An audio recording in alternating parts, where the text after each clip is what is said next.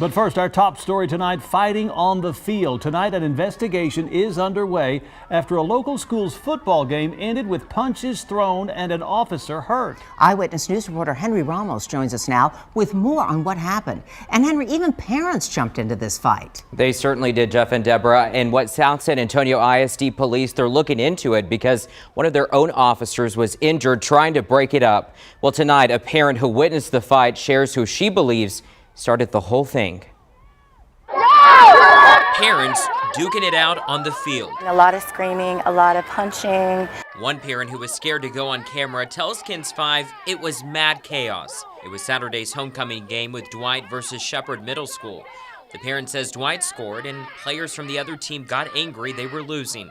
She says players exchanged some words and then it got heated. So it started off with some kids starting to fight?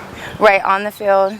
And then it escalated from those coming off stands onto the field to parents came off and got involved. She says that is when it got worse. The school district confirms one San Antonio ISD officer was at the game.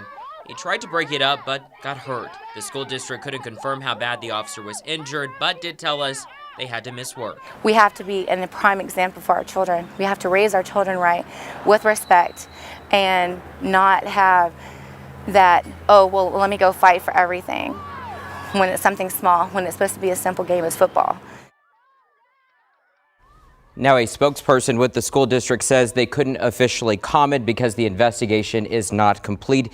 The officer will return to work tomorrow to complete the report, and disciplinary action and criminal charges are pending depending the outcome of the investigation. As for the players, well, they couldn't complete the game. It ended in the third quarter with Dwight winning.